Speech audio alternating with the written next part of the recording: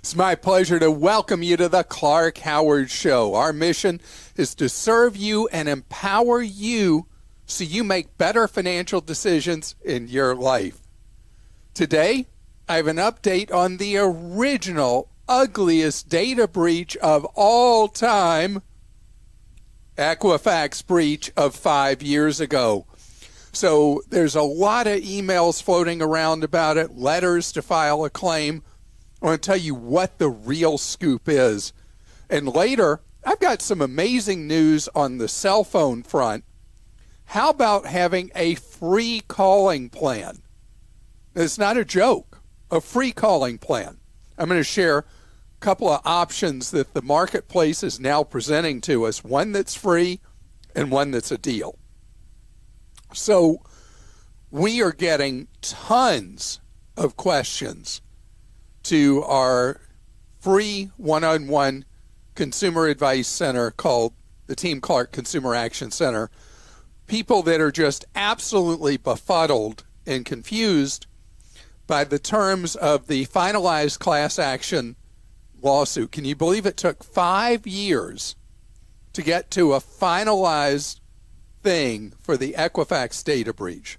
And the truth be told, Equifax really got away with an unbelievably horrific set of circumstances where 2/3 of American adults have had deep data about them that were leaked because of sloppy work by Equifax.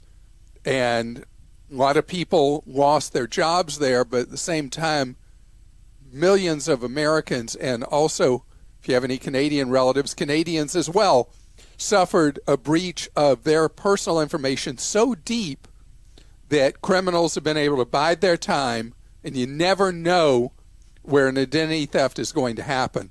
One of our staff members is going through an identity theft thing right now where someone was able to use data that we don't know if it's from the Equifax breach, what breach, but they were able to fully impersonate them and try to steal all the money out of their bank account. And only because it was actually a credit union, someone at the credit union thought, before we send all this money away, we should really make sure.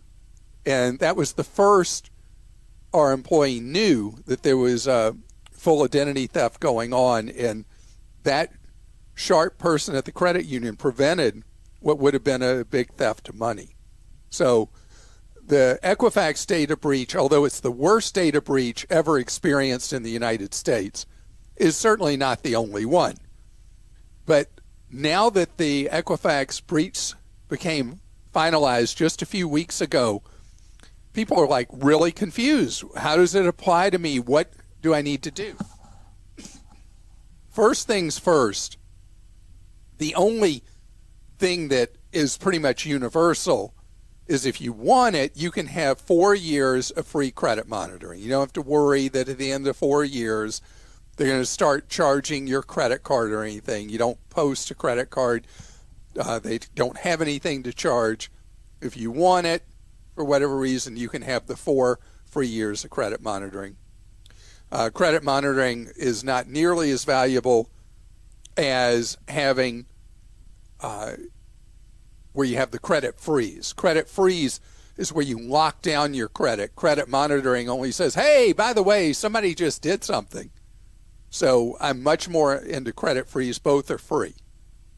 Second thing is if you had actual, real, demonstrable expenses that you can somehow prove were because of the Equifax data breach, you can claim up to $500 with documenting the time it cost you and all that. They pay you a $25 hourly rate up to 20 hours of time that you tried to clear up an identity theft. After that, you can just file for a general amount of money that, unfortunately, because of the number of people who are out there who were harmed and likely to claim, I mean, it may be just pennies per person or $1 or $2 a person. I'm not even bothering. And I did not have a data breach that in any way I could pin on the Equifax thing. I've had over the 5 years, I've had some credit cards compromised. I've had nobody attempt big-time identity theft where they pretended to be me and apply for credit. Have you had anything like that in the last 5 years? No, thank goodness. My wife hadn't. Your husband hadn't? Mm-mm. Nothing like that. So it still means the information's out there and somebody might try to do something. But I don't think you should say, hey, wait, they got a settlement with Equifax. I'm going to go get my money. There's no there, really. There's not any real compensation that you should run after. And this is usually true with class action lawsuits, is that there's, when it's all said and done, it's very rare there's real money there. Well, speaking of that, Mike in Nevada says, I received an email regarding a class action settlement regarding Plaid Inc. I believe this was used to connect my bank account to certain apps. Is there anything to this, and is it worth submitting a claim? Wow, this same theme, isn't it? Because I had somebody ask me the other day when I was getting a bagel that they had gotten this one, and they wanted to know if they should do it. I mean, if you want to come find me, it'll be whatever bagel shop is really considered to be good. Warehouse Club. Here where I am, or a warehouse club. Yeah.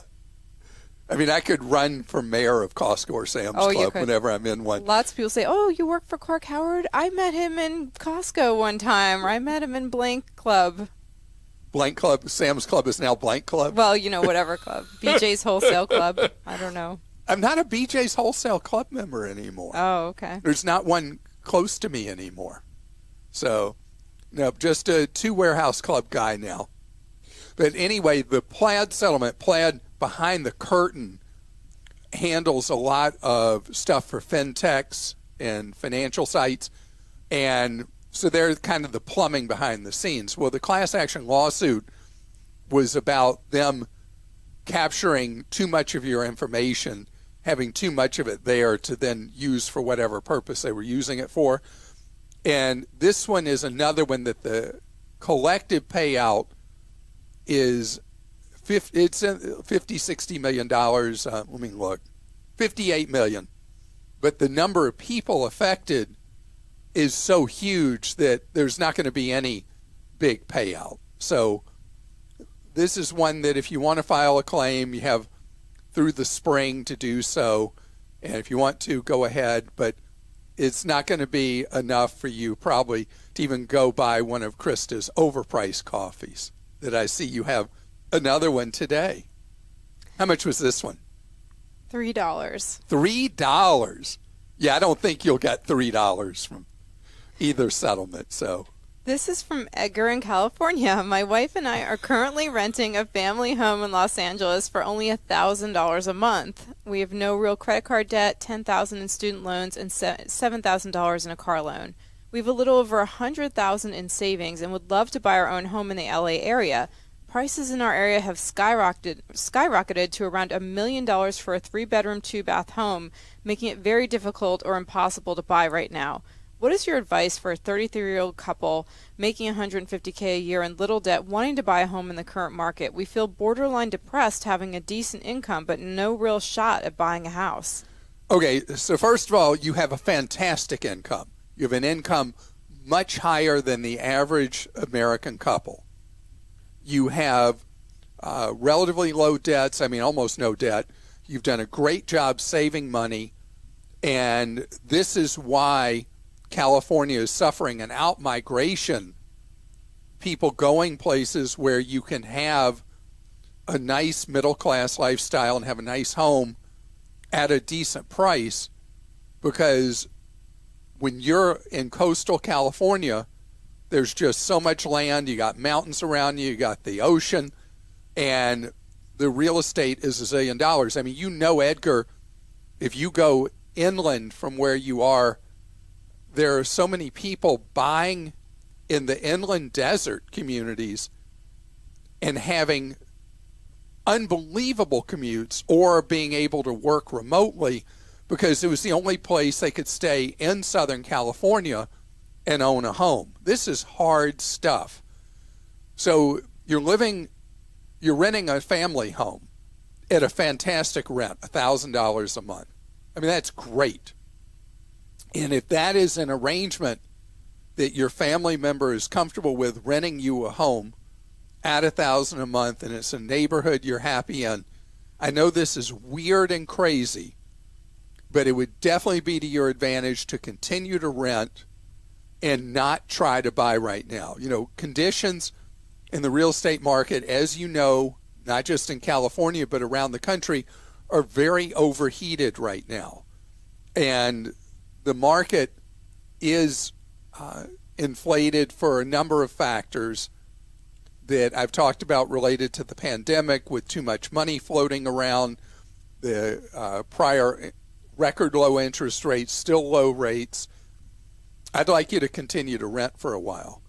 And I don't know, Edgar, if it's realistic in your life, if you would consider, if it's important for you as a couple to own a home, if you would consider, for that lifestyle reason, relocating to somewhere else in the country where you're not going to have the commute problems of Southern California, and you won't have the housing costs of Southern or Northern California along the coast.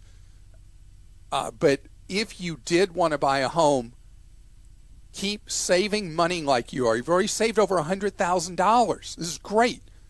And wait to see if the market does moderate, because the market is so, I don't know if inflated is really the right word, but it's so ridiculously pricey that it's a lot to take on to spend $1 million for a 3-2 that might even need renovating. This is from Paul in Illinois. Last year, Clark mentioned some large banks merely relying on in-house credit checks to issue credit in their credit cards. To me, this is the tipping point where one should obtain identity theft insurance for their family. I have a $15,000 coverage rider with my homeowner's policy, but fear this may not be enough, or worse, that using it might not qualify for the catastrophic claim that one truly saves their policy for. Can you tell us where we can investigate some standalone reliable identity theft insurance?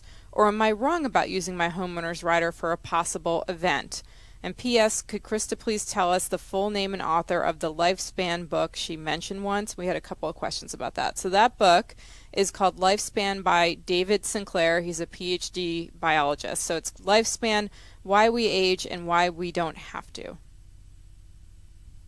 Christa quotes stuff to me from that all the time, don't you? About sometimes. Well, just lots of things I read.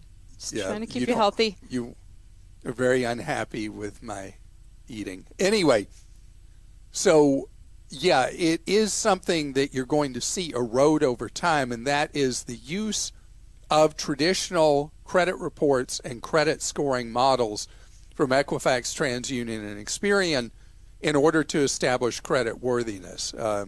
There's so much deep data available now.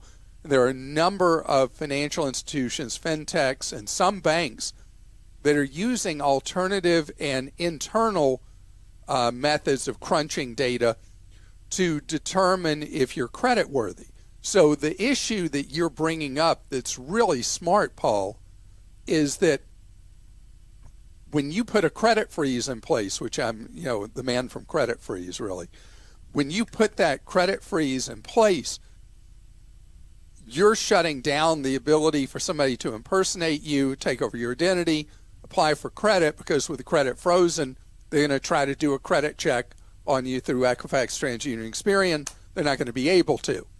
So if lenders start relying more and more on their own proprietary systems and internal systems, and they're not using the three major credit bureaus, then the criminals now have a way around credit freeze.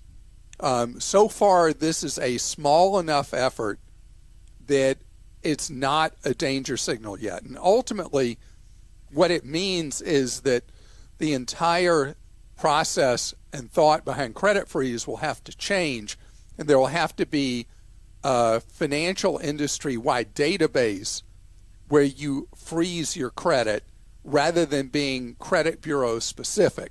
I don't think that anybody in any legislative body, congressional body, is onto this yet and thinking this through yet.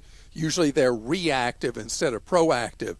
So what you're fearing could happen. The financial damage you would be able to assert would normally be low enough. It's more your time and aggravation when somebody applies for credit as if they're you. So I think what you're doing already is sufficient, and the $15,000 in coverage should be enough. So I would feel okay with that. But I love that you were processing the if-then, because it's been on my mind, and I just haven't wanted to go into the school of the paranoid. So I let you do that for me. Now, coming up next, what you're paying for your cell phone almost always is more than you have to. But what if I told you you could get your cell phone service for free?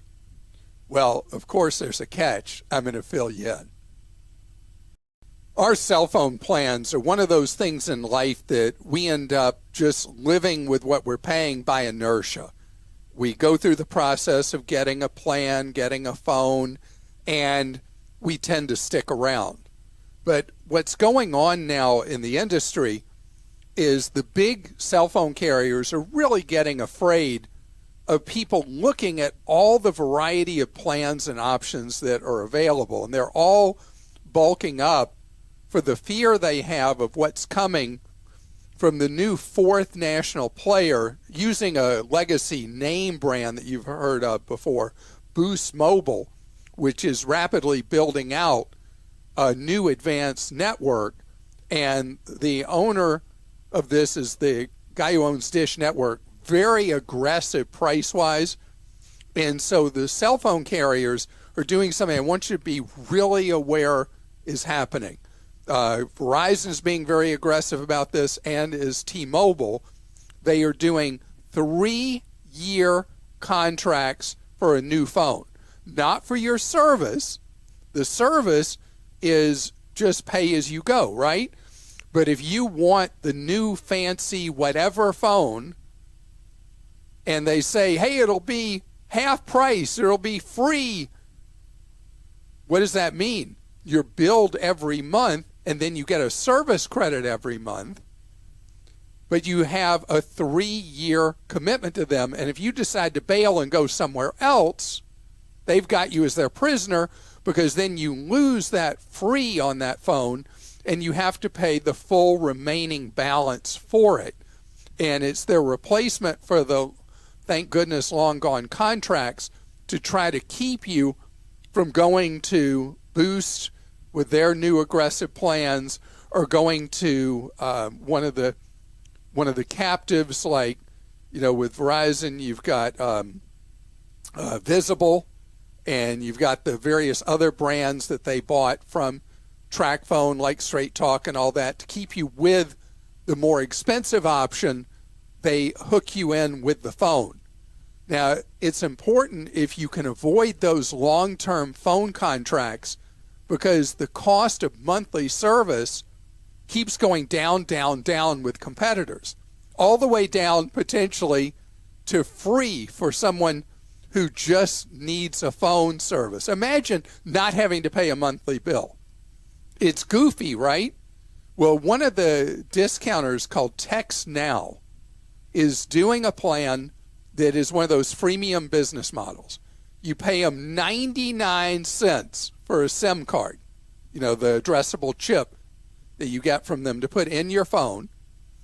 And then you have monthly service at no cost for unlimited talk and text. What do you not get? Data. So what they hope to make their money on is selling you a data plan to go with it, but you don't have to do a data plan. So let's say you want to stay in touch with a child, or an elderly relative, or a preteen, or whatever. You can put them on one of these plans, and you have the ability to reach each other all you want by talk and text, but without a monthly bill. Isn't that weird? I mean, it's not the first time we've had a calling plan that was free. Remember, Christa, there used to be a company that originally was from Europe that had the free service, but it never worked right. What's the name of that one? Do you remember who I'm talking about? They were around for a number of... Free Cell, was it? Something What's that? like that? Was it Free Cell? No, I'm trying to remember. I mean, it's so weird. It's become a trivia question because it failed and it's gone. But who knows what will happen with text now. The great thing is it's available for free. Now, something else. All the cell phone carriers are competing for the segment of the market that are not the people who by inertia are staying with who they're with. And everybody's playing this game right now, including AT&T, a most interesting way. So the most important seller of cell phone service in the United States outside of the retail locations of T-Mobile, AT&T, and Verizon is Walmart. Walmart is a powerhouse in the sale of cell phones and cell phone plans. So AT&T is trying to muscle into the Walmart stores because to this point, Verizon has had heavy control over the sale of cell phone service and cell phones in Walmarts. So AT&T is doing a rate plan at the Walmart stores that you can't buy direct from AT&T. So think how weird this is. You get a cheaper deal on AT&T from Walmart than you can from AT&T. It's branded AT&T. You just can't buy it from AT&T. Only Walmart. So the plan is an unlimited data plan, 5G, for $45 a month for one individual. It comes with all kinds of add-ons, including pretty generous allotment for hotspot, so you can run your laptop or whatever off of your cell phone. And also, if you have friends, family, whatever, in Canada and Mexico, you got the unlimited use in both of those places. So if you go to a Walmart, they're doing an initial promotion. AT&T and Walmart are doing this thing together where you get a special deal on an AT&T phone in the Walmart store, and you also get this plan for the $45 a month. So they're selling older iPhones, if you're into iPhones, like an iPhone 11's $299, an SE's $149, and if you're into Android, they have Androids for $19, $29, and $69. And then you have the $45 a month plan. Again, for a single individual. And the reason I want you to think about this is no matter what you're paying, there's almost certainly something out there that's a cheaper deal that gives you the features you're looking for. One thing way overlooked at T-Mobile are the plans they have for people that are 55 and over, that are military, that are first responders, that are plans that are basically, depending on what other features you want, unlimited data with talk and text at T-Mobile, $27.50 a person. You have to have two people minimum, but then you get these really cheap rates at T-Mobile. A lot of people at T-Mobile may have started before they had hit the double nickel, 55 years old, but you may be able, well, you can, just by asking, switch. If you, in both of you don't have to turn 55, just one of you, you can now both get the much cheaper deal. And by the way, for parents, if you have two kids and you are both 55 and over, you pair up one of your kids with one of you and the other kid with the other, and everybody's paying $27.50 a month, unlimited everything. I want you to know there are so many ways to play this cell phone game, but the one thing you don't want to do is just stick with whatever you've been doing with whoever you're with, because I guarantee you, you're paying too much. Christa? This is from Tanya in Florida. I'm a divorced mother of two teenagers that is starting to feel the pinch of the economy. I'm trying to pay off some debt and not making much progress. I'm interested in selling my wedding ring. It's a quarter-round diamond with some other diamonds in the band. Is this a good time to sell, and how do I get the most for my ring? So, Tanya, I'm really sorry that you're feeling that kind of financial stress. The reality is that ring is not going to bring a meaningfully large amount of money. I mean, it's almost better to keep it if one of your kids might want it to give. I don't know if you have your teenagers are boys or girls, but if they're boys, give to an intended someday as their engagement ring, or if you have a daughter, if she might like to have it as her engagement ring someday from her intended. But selling it, you just don't make a meaningful amount of money. Generally, if you're selling one and you want to try to get some meaningful money, it has to be a pretty significantly sized diamond, and you're selling the diamond itself more than you are the jewelry itself. I know as a divorcee, there may be a feeling that it would just be bad mojo? Yeah. Having it be the ring that one of your kids would wear or give to someone. As far as value from it, it's going to be really, really hard to get a meaningful amount of money for it. I mean, you can go to a pawn shop, but if you go to a jeweler, jewelers do not pay very much to you to buy a ring from you that they would then turn around and sell for a great deal of money. And so I've seen people have some success on Facebook in local buy-sell groups where you meet the individual and you're in that area. So I guess it's worth a shot. This is from Mike in Nevada. How close are we to true streaming pay-per-view? I can currently purchase Peacock to get all NBC content, Paramount to get all the CBS content, ESPN Plus, etc. I used to have a cable subscription to view those channels. It seems like we're leaning towards only paying for what we watch, and I think that's great for the wallet. So it's funny because the industry's trying other things right now because of the churn they're facing. Churn is when people may watch a streaming service for a month because they keep hearing everybody talk about blah, blah, blah show, and they'll binge watch the first 3 seasons of it. Guilty. Really? I've done that with done that? Several different shows, yes. That you'll sign up for something just for a month and then you cancel it if you remember, and if you don't remember, you're paying for something you're not watching. So the industry is doing exactly the opposite of what you're hoping they do, Mike. And I'm starting to see offers or requirements that you sign up 90 days at a time instead of 30 days at a time because of the churn. I think that eventually you'll see pay-per-view for high-profile events like we always had with cable and satellite, that be like a UFC event or something like that, or some kind of soccer series that's not easily watchable in the United States.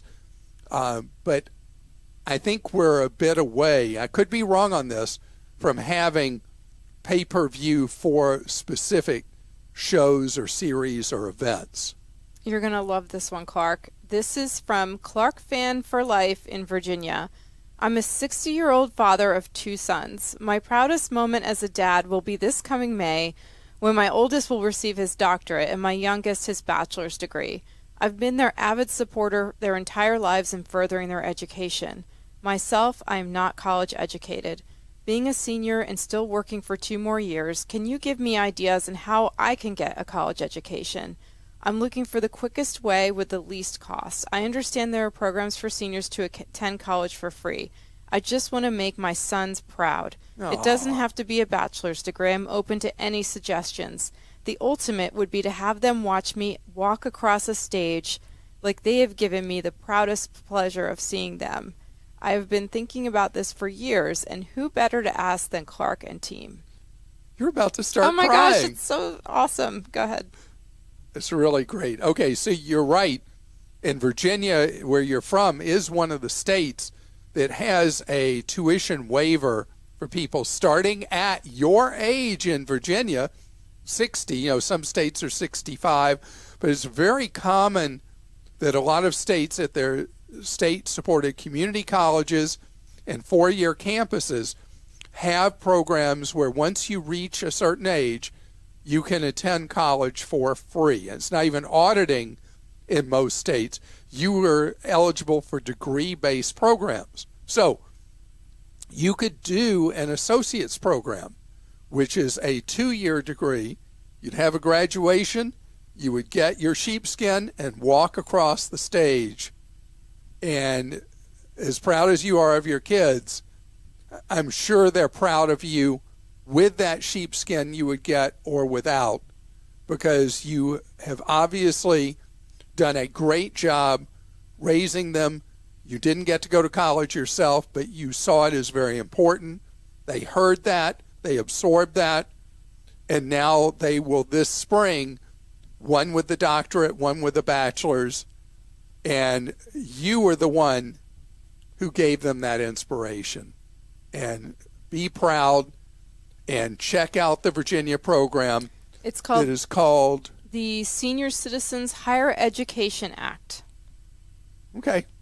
And so there's lots of information online. You should be able to find it pretty easily online. You enroll in a state school and apply for the program for the free tuition. What a deal. And who knows, there may be something when you look through the course catalog, you're like, wow, I always was interested in that. I never got a chance to study that. This could be your opportunity. Well, regardless of whether you go to a university in the state of Virginia, I'm glad that you attend Clark Howard University here with me as part of our podcast. And it is our joy and goal each day to be able to be of service to you and provide you with information that gives you the power to take more control of your life and your future. And we're home of the Chippewas. We are home of the Chippewas. All right, so we got to give the background on the Chippewas. Sorry. So I got my master's degree from Central Michigan University, which is the home of the Chippewas. And so we call Clark Howard University home of the Chippewas. Stolen from you, Central Michigan University. Chippewas with a D, even better. Chippewas. Chippewas. Yeah, but it goes so well with my alma mater, the Okay. Chippewas. Have a great day.